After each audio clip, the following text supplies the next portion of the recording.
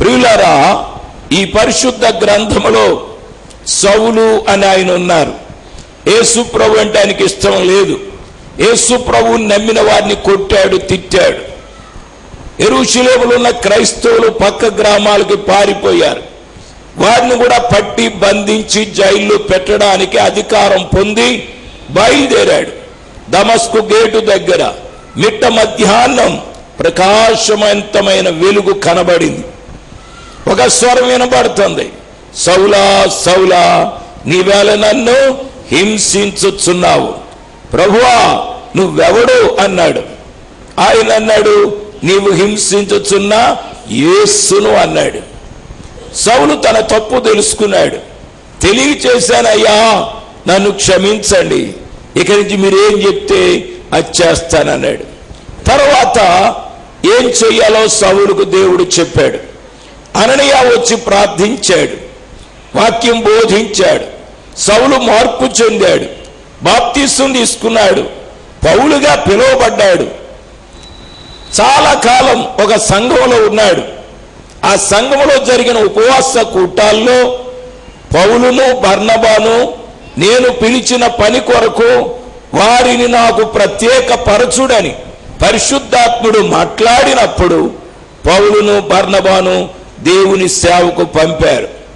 ఆ విధంగా పౌలు బర్నబాతో కలిసి, శీలతో కలిసి, తిమోతితో కలిసి గొప్ప సేవ చేశాడు. ఆయన ఏ ఏ గ్రామాలు వెళ్ళాడో ఆ గ్రామాల్లో రక్షణ పొందిన వారందరినీ ఒక చోట చేర్చి ఒక సంఘముగా ఏర్పాటు చేసి ఆరాధనలు ప్రారంభించాడు. సంఘాలకి కాపరులను పెట్టాడు. ఒక సంఘంలో ఇది నా సంఘం, నేను ఇక్కడే ఉంటానని ఉండలేదు. ఆ సంఘాన్ని విడిచిపెట్టడం, ఇంకో చోటుకి వెళ్ళడం, సంఘాన్ని కట్టడం, అక్కడి నుంచి ఇంకో చోటుకి వెళ్ళడం, సంఘాన్ని కట్టడం, ఇలా చేస్తా ఉన్నాడు. అయితే ఆయన ఏ ఏ సంఘాలు స్థాపించాడో ఆ సంఘాల గురించి ఎప్పటికప్పుడు తెలుసుకుంటూ ఆ సంఘాల్లో ఉన్న పొరపాట్లను సరిదిద్దడానికి, వారిని ప్రోత్సహించడానికి, వారు చేయవలసినవి చెప్పడానికి, చెయ్యకూడనివి తెలియజేయడానికి పత్రికలు వ్రాశాడు. పౌలు రాసిన పత్రికలు క్రొత్త నిబంధన గ్రంథంలో 14 పత్రికలు ఉన్నాయి. రోమా పత్రిక నుండి హెబ్రీ పత్రిక వరకు. ఆ పత్రికల్లో కొరింథు పట్టణములో ఉన్న సంఘమునకు 2 పత్రికలు రాశాడు. ఆ పత్రికల్లో మొదటి పత్రిక 6వ అధ్యాయం 20వ వచనం చదివాం. ఇక్కడ ఏమంటాడంటే, విలువ పెట్టి కొనబడిన వారు గనుక మీ దేహముతో దేవుని మహిమపరచుడి. ఈ వాక్యంలో ఆ సంఘములో ఉన్నవారు విలువ పెట్టి కొనబడిన వారు అనే మాట మనం చూస్తా ఉన్నాం. అందువల్ల దేహముతో దేవుణ్ణి మహిమపరచుడి అని తెలియజేస్తా ఉన్నాడు. ఈరోజు దేవుని మహిమపరచుడి అనే అంశం మీద ఎందుకు దేవుణ్ణి మహిమపరచాలి అనే విషయాన్ని మనం ధ్యానం చేద్దాం. దేవునికి స్తోత్రం. దేవుని మహిమపరచుడి, దేవుని ఘనపరచుడి, దేవుని కొనియాడుడి. ఎందుకు దేవుణ్ణి మహిమపరచాలి? 1 యెషయా గ్రంథం 43వ అధ్యాయం 7వ వచనం చదువుదాం. నా మహిమ నిమిత్తము నేను సృజించిన వారిని నా నామము పెట్టబడిన వారందరినీ నా నామము పెట్టబడిన వారినందరినీ తెప్పించుము. చాలండి. యెషయా ప్రవక్త ద్వారా దేవుడు మాట్లాడుచున్న మాటలు, నా మహిమ నిమిత్తము నేను సృజించిన వారిని, నా నామము పెట్టబడిన వారిని నా యొద్దకు తెప్పించుము అని దేవుడు మాట్లాడుతున్నాడు. ఇక్కడ మానవుణ్ణి దేవుడు ఎందుకు చేశాడో ఈ వాక్యం తెలియజేస్తా ఉంది. మానవుని దేవుని ఎందుకు కలుగజేశాడు? ప్రియులారా, ఆయన మహిమ నిమిత్తం. పరిశుద్ధ గ్రంథం తెలియజేసేది ఏమిటంటే, ఆది కాండం 1వ అధ్యాయం 1వ వచనం 2వ వచనం చదువుదాం. ఆదియందు దేవుడు భూమ్యాకాశములను సృజించెను. భూమి నిరాకారముగాను శూన్యముగాను ఉండెను. చీకటి. చాలండి. ఆదియందు దేవుడు భూమ్యాకాశములను సృజించెను.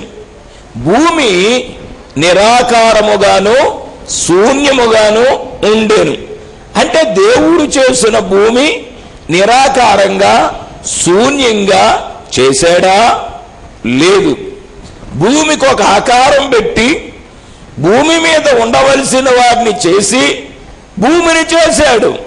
కానీ భూమి నిరాకారముగా శూన్యంగా మారిపోయింది. మొదటి వచనానికి 2వ వచనానికి మధ్య చాలా చరిత్ర ఉంది. ఆదియందు దేవుడున్నాడు. ఆ దేవుడే భూమిని ఆకాశాన్ని చేశాడు. బాగానే చేశాడు. ఆ భూమి మీద మొట్టమొదట దేవదూతలను చేశాడు. ఆ దేవదూతల్లో ప్రధానుడు లూసిఫర్. పాటలు పాడి ఆయన్ని మహిమపరిచేవారు. దేవదూతలకు ఇంకో పని లేదు, దేవుని సన్నిధిలో ఉండి దేవునిని స్తుతించుట, దేవునిని మహిమపరచుట, దేవునిని గణపరచుట. అలా చేశారు. పాటల ద్వారా దేవుణ్ణి స్తుతించారు. దేవదూతలు దేవుణ్ణి ఎలా స్తుతించేవారో ఆరాధించేవారో యెషయా దర్శనంలో మనకి కనబడుతుంది. యెషయా గ్రంథం 6వ అధ్యాయం 1వ వచనము నుండి మనము చదివినప్పుడు అక్కడ యెషయాకు వచ్చిన దర్శనం ఇలా ఉంది. రాజైన ఉజ్జియా మృతి నొందిన సంవత్సరమున అత్యున్నతమైన సింహాసనమందు ప్రభువు ఆసీనుడై ఉండగా నేను చూచి తిని ఆయన చొక్కాయి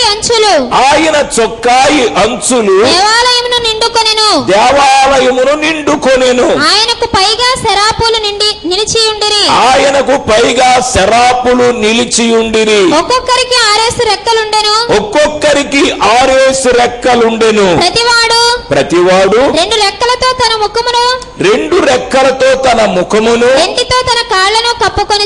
రెంటితో తన కాళ్లను కప్పుకొనుచు రెంటితో ఎగురుచుండెను. వారు సైన్యములకు అధిపతియగు యెహోవా పరిశుద్ధుడు సర్వలోకము ఆయన మహిమతో నిండి ఉన్నది అని గొప్ప స్వరముతో గాన ప్రతిగానములు చేయుచుండిరి. చాలండి. దేవదూతలు ఆరాధించే విధానం,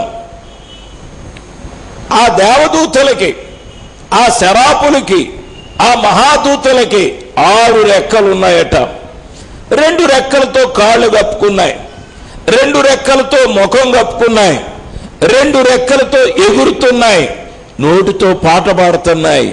యెహోవా పరిశుద్ధుడు పరిశుద్ధుడు పరిశుద్ధుడు, సర్వలోకము ఆయన మహిమతో నిండి ఉన్నది అని గాన ప్రతిగానములు చేస్తున్నాయి.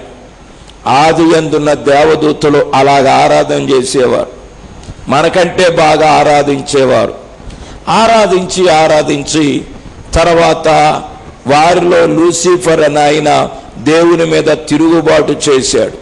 కొంతమందిని దేవదూతల్ని తన తరపున చేసుకుని దేవుని సింహాసనమే ఎక్కాలని, దేవుణ్ణి అక్కడి నుంచి తోసేయాలని ప్రయత్నం చేశాడు.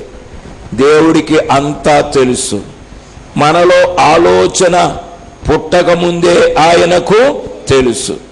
నేను చేసి నన్ను స్తుతించు, నన్ను మహిమపరుచు అంటే నా సీటే కొట్టేసి నన్ను తోసేయడకు చూస్తున్నావని ఆడు తొయ్యకు ముందే దేవుడే తోసేశాడు. వాడిని వాడితో జట్టుగట్టిన దూతలను, దేవుణ్ణి స్తుతించవలసిన దేవదూతలు, మహిమపరచవలసిన దేవదూతలు పాడైపోయారు. వారి చేసిన తప్పిదం వల్ల భూమి నిరాకారముగాను శూన్యముగాను మారిపోయింది. ఏదైనా నిరాకారమైనా శూన్యంగా అయినా, ఏదన్నా నష్టం వచ్చినా కష్టం వచ్చినా మనం చేసిన తప్పిదాల వల్లే అలా జరుగుతుంది. దేవదూతలు కుదురుగా ఉంటే ఈ సృష్టి ఇలా ఉండేది కాదు. వారు చేసిన తప్పిదము వల్ల భూమి నిరాకారముగాను శూన్యంగాను మారిపోయింది. సరే, కొంతకాలం ఆగాడు. భూమి నీళ్లతో నిండిపోయింది. ఆ తర్వాత దేవుడు ఆయన్ని మహిమపరచడానికి మళ్ళా సృష్టిని చెయ్యాలనుకున్నాడు. అన్నాడు, నీరంతా ఒక చోటకి వెళ్ళిపోవుగా కంటే, ఆరిన నేల కనబడుగా కంటే నీళ్ళన్నీ వెళ్ళిపోయినాయి. ఆరిన నేల కనబడింది. ఈ నేల మీద 5 రోజుల్లో ఆయన సృష్టి చేశాడు. 6వ రోజున మట్టితో ఒక బొమ్మ చేశాడు. ఆ మట్టి బొమ్మ ముక్కులో తన గాలి ఊదాడు. ఆ మట్టి బొమ్మకు ప్రాణం వచ్చింది. ఆయనే మొదటి మానవుడు. ఆయన పేరు మీకు తెలుసు. ఏం పేరు గట్టిగా చెప్పండి? ఆదాము. ఆదాము ఒంటరిగా ఉండడం దేవునికి ఇష్టం లేదు. ఆ మాటకు వస్తే మీరు ఒంటరిగా ఉండడం దేవునికి ఇష్టం లేదు. ఒంటరిగా ఉండడం దేవునికి ఇష్టం ఉండదు. ఆయనకే ఇష్టం లేదు. ఎక్కడో ఉత్తర దిక్కున సభాపర్వతం మీద మేఘమండలం మీద ఒంటరిగా ఉండే దేవుడు మోషేతో అన్నాడు, నేను ఇక్కడ ఉండలేకపోతున్నాను, మీ దగ్గరికి వచ్చేస్తాను. దేవునికి స్తోత్రం చెప్పండి. ఒంటరితనం చాలా భయంకరం. ఉండాలని అనుకున్నా ఉండడం చాలా కష్టం. దేవుడే మానవుల దగ్గరికి వచ్చేస్తానని మందిరం కట్టమని కట్టిన తర్వాత వచ్చేసాడు. దేవునికి స్తోత్రం చెబుదాం. హల్లెలూయా. ఆదాము ఒంటరిగా ఉండడం చూసి, ఒంటరిగా ఉంటే వీడికి ఏం తోస్తుంది, వీడికి సాటి అయిన సాయం ఇస్తే మంచిదని పండుకోమని పక్కకోసి ఎముక తీసి ఎముకతో ఒక అందమైన అమ్మాయిని చేసి ప్రాణం పోసాడు. ఆమె పేరు కూడా మీకు తెలుసు. గట్టిగా చెప్పాలి, అవ్వా. ఏం చెప్పండి? అవ్వా. దేవునికి స్తోత్రం. అవ్వా అంటే అలా జరిగిందా అన్నట్టు, అది కాదు ఆవిడ పేరు. దేవునికి స్తోత్రం. హల్లెలూయా. అవ్వా. ప్రియులారా, ఆదాము అవ్వలకు ఏదైనా తోటలో పెళ్లి చేసి వారిని ఆశీర్వదించాడు. మీరు ఫలించి అభివృద్ధి పొంది భూమిని నింపండి అని. మీరు ఏ పెళ్లికి వెళ్ళినా ఆ పెళ్లి కొడుకును పెళ్లి కూతురును మీరేం చేయాలి? ఆశీర్వదించాలి. ఏమని? మీరు ఫలించి అభివృద్ధి పొంది భూమిని నింపండి అని మాత్రం కాదు. దేవునికి స్తోత్రం. ఆదాము అవ్వల సమయంలో భూమి మీద ఎవరు లేరు, వాళ్ళిద్దరే. కనుక మీరు ఫలించండి, అభివృద్ధి పొందండి, మీలాంటి మనుషులతో ఈ భూమి అంతా నింపేయండి అన్నాడు. అంత పని వాళ్ళు చేసేసారు. ఆ తర్వాత అబ్రహాము, ఇస్సాకు, యాకోబు కుదురుగా ఉన్నారా? దేవునికి స్తోత్రం చెప్పండి. హల్లెలూయా. వారు ఫలించారు, ఈ భూమి అంతా నింపేశారు. ఇప్పుడు నింపడానికి మనకు చోటు లేదు. కనుక మన ప్రభుత్వం వారు అన్నారు, మనకున్న స్థలం నిండిపోయింది, ఇంకా పిల్లలు పుడితే పైకి వేసుకోవాలి కానీ స్టేర్లు పక్కకి వేయడానికి లేదు. కనుక ఒకరు లేక ఇద్దరు అన్నారు. అలాగ అన్నారని నేను ఇద్దరితో సరిపెట్టలేదు. దేవునికి స్తోత్రం చెప్పండి. దేవుడే సరిపెట్టేశాడు. దేవునికి స్తోత్రం చెబుదాం. హల్లెలూయా. హల్లెలూయా. ఏది ఏమైనా వివాహానికి వెళ్ళినప్పుడు ఆ దంపతుల్ని ఏం చేయాలి? మనం ఆశీర్వదించాలి. దేవుడు ఆశీర్వదించాడు. వారికి ఒక ఆజ్ఞ ఇచ్చాడు, ఈ ఏదైనా తోటలో ఉన్న చెట్ల ఫలాలన్నీ తినండి, మధ్యనున్న పండు తినొద్దు. ఇంతకీ ఆదాము అవ్వల్ని దేవుడు ఎందుకు చేశాడు? ఆయన మహిమ నిమిత్తం. ఆదాము అవ్వ వారు దేవుణ్ణి మహిమపరచాలని, వారి ద్వారా అభివృద్ధి చెందే మానవులు దేవుణ్ణి మహిమపరచాలని మానవ సృష్టిని చేశాడు. ఏం జరిగిందో తెలుసండి? ఆదామవ్వల్ని దేవుడు ఆయన మహిమ కొరకు చేశాడు కనుక ఆదామవ్వల్ని చేసిన దేవుడే మనల్ని చేశాడు. మనం దేవుణ్ణి ఏం చేయాలి? మహిమపరచాలి. ఆయన మహిమ కొరకు చేశాడు మనల్ని కనుక వాక్యం వింటున్నా ప్రియ తమ్ముడా, చెల్లి, అన్న, అక్క, మన పని ఏంటి? దేవుణ్ణి మహిమపరచుట, ఘనపరచుట, కొనియాడుట. దేవునికి స్తోత్రం. దేవుణ్ణి స్తుతించుడి, ఎల్లప్పుడు దేవుని స్తుతించుడి, దేవుని స్తుతించుడి, ఎల్లప్పుడు దేవుని స్తుతించుడి. ఆయన పరిశుద్ధ ఆలయమందు, ఆయన పరిశుద్ధ ఆలయమందు,